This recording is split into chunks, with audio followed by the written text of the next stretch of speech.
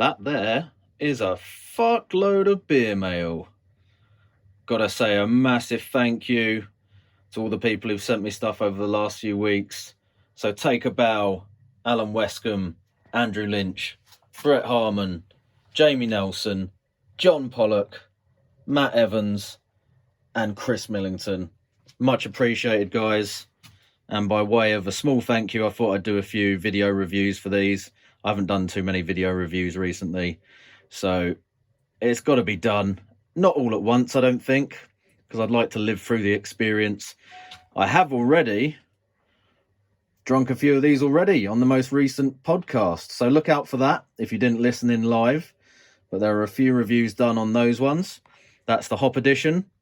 I'll put the link to that down in the description, so go and check that out if you're not already subscribed to the podcast. And yeah, look forward to some video reviews of these coming up. Let's get into them.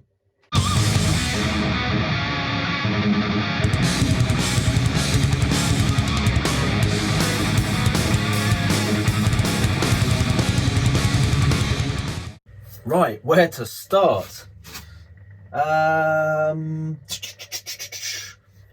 think I'm going to do a few of the dark beers to get this started off. So I'll probably put these together into, 3 or 4 short little reviews and go through them.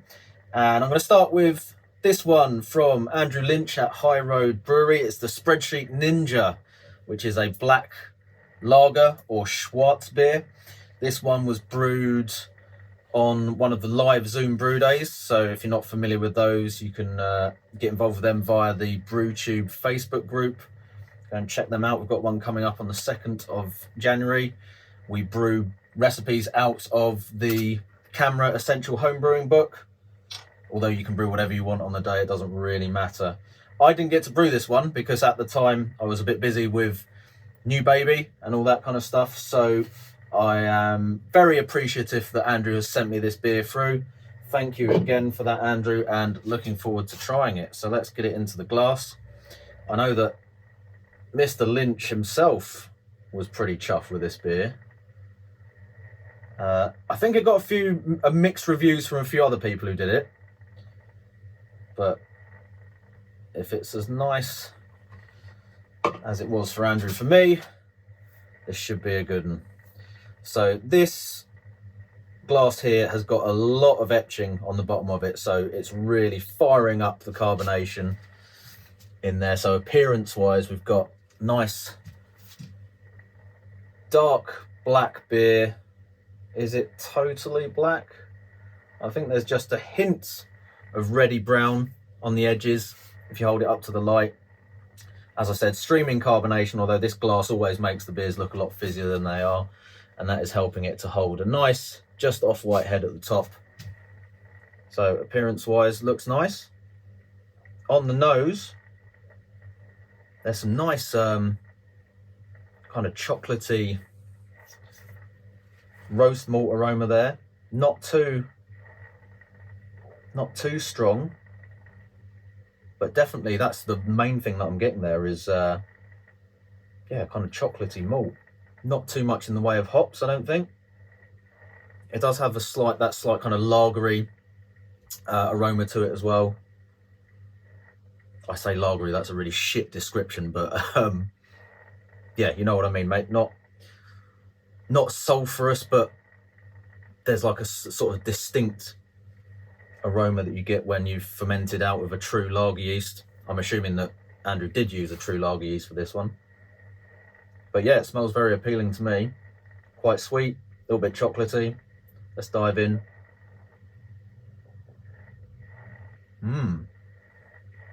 Yeah, I agree, Andrew. This is good. So again, it's definitely got the lager kind of fizziness there. So immediately you get a kind of sort of sparkly kind of mouthfeel, that kind of prickly carbonation there. Reasonably dry, but it's got nice kind of body to it as well on the mouthfeel.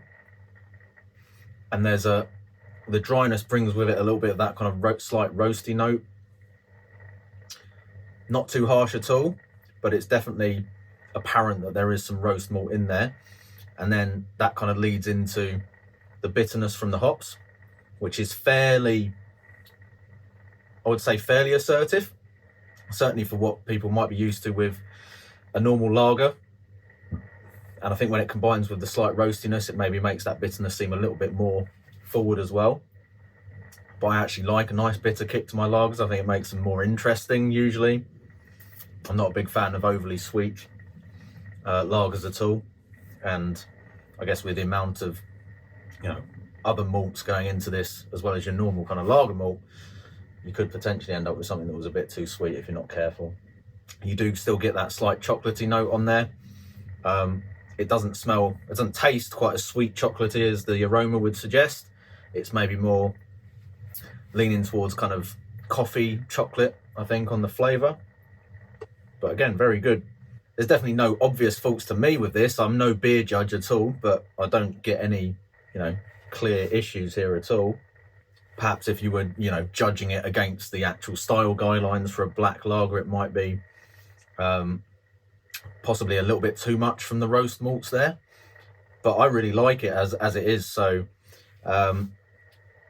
it's hard to say what I'm getting from the hops. I know it's a slightly weird hop combination in this beer, but there's definitely some kind of interesting herbal flavor in the background, but it's kind of hard to pin down exactly what you're getting from that with the roast malt flavors in there as well. Overall though, I'm really enjoying that. I'm not the biggest fan of dark lagers that I've tried before commercially, but that's really nice. I would brew that recipe for sure, based on this beer anyway. So yeah, very nice. I am quite impressed with that actually. So yeah, great brewing. Mr. Lynch, go check out his YouTube channel, High Road Brewery. I'll put a link. Actually, no, I think the name of the channel is Andrew Lynch, but the brewery is called High Road Brewery. And if you haven't watched any of his videos yet, prepare for a step up in quality from the shit that I produce, because he's got great cameras, really good knowledge of kind of film and camera work from stuff that he does for his kind of second job, which is involved in photography, and some really great brewing going on as well, on a nice system using craft beer pies. So definitely worth a watch. Go check him out.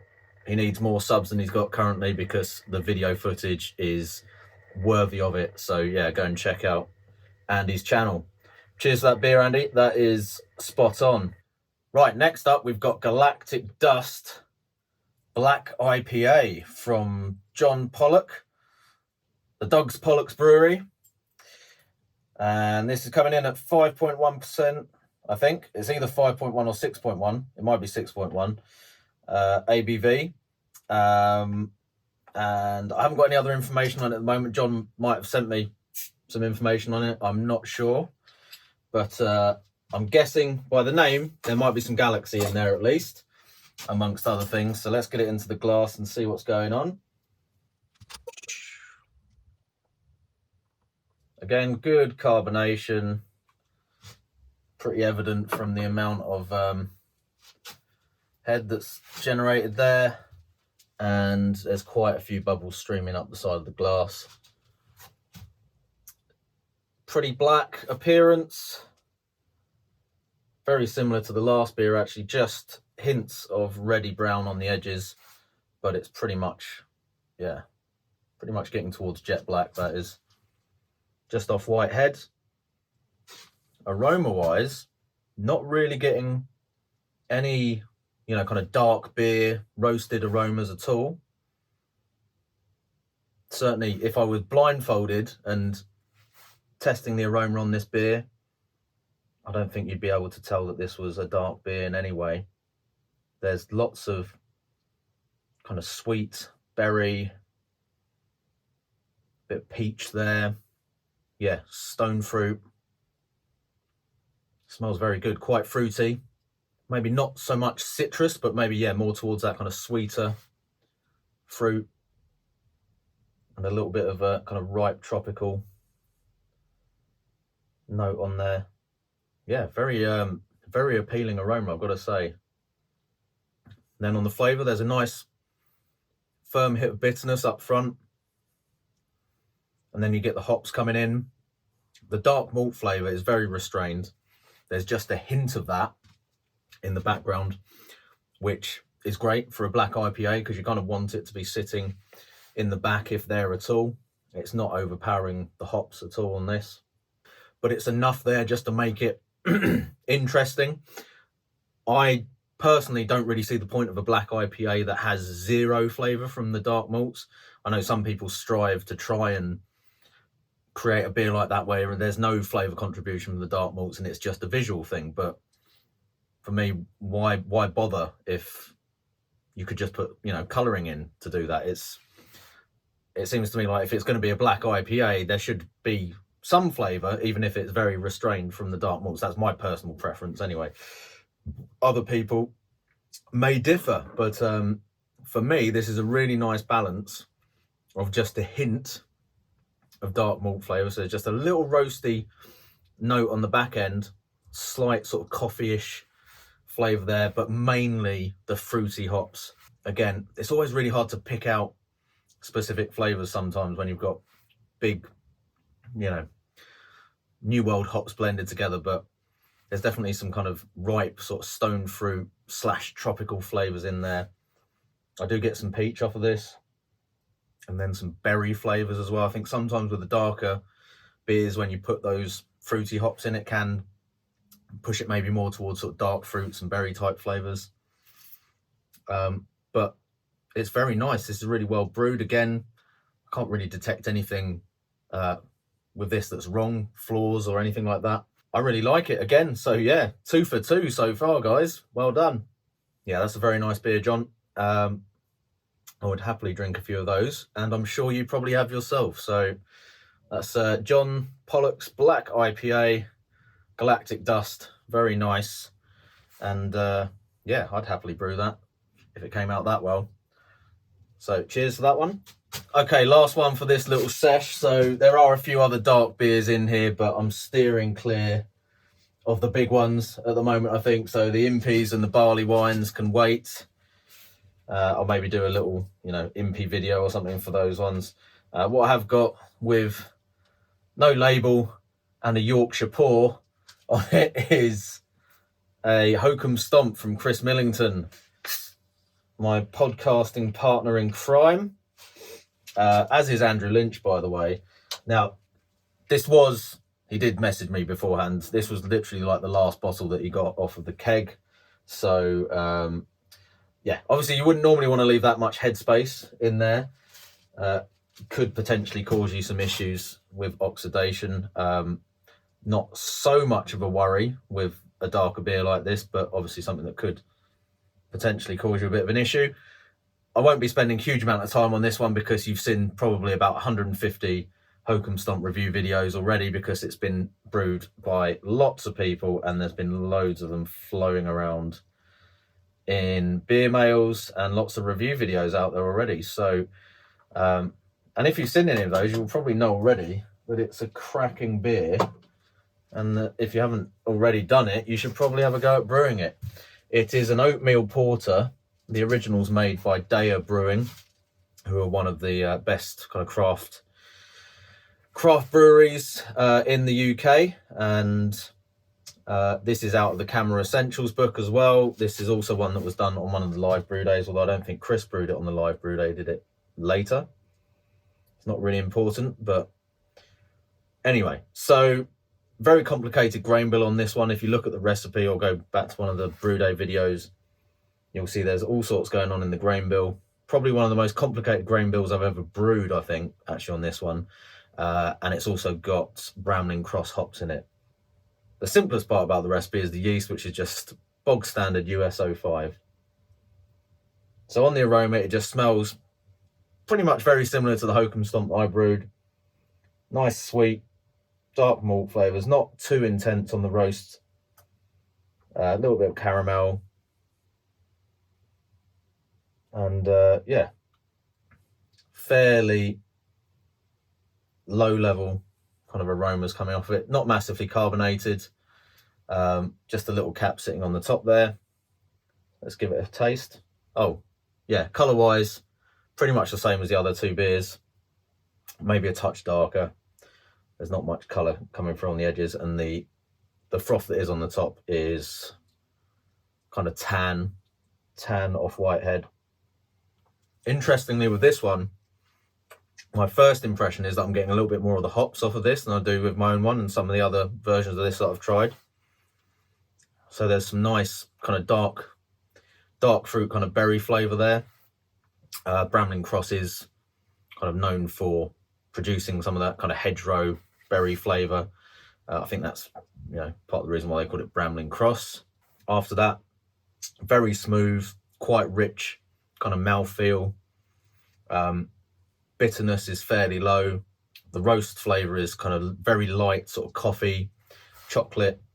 There's definitely a nice kind of smooth mouthfeel there from the oats, I think. It's very nice. I mean, even though that was the dregs off of the keg, and it wasn't bottled in the most ideal manner, it seems to have survived that pretty well. And it's very nice. So yeah, like I said, there's quite a few Hokum Stomp brew day videos, including one on my own channel, which I might put a link to up there. Just go and brew it if you haven't already. It's a really good beer. Even though you get the normal variations between different people's versions of this beer, whatever differences there are, it seems like the end result always is pretty damn good. So yeah, very nice. Thank you, Chris. Appreciate that. And there'll be a few more review videos coming out soon if I don't get another video out between now and Christmas. Merry Christmas to you all, and I hope you are able to enjoy it as much as you can under the present circumstances. And we'll see you on the other side. Cheers. I'm the dude. So that's what you call me, you know? That or his dudeness or duder or, you know, El Duderino if you're not into the whole brevity thing.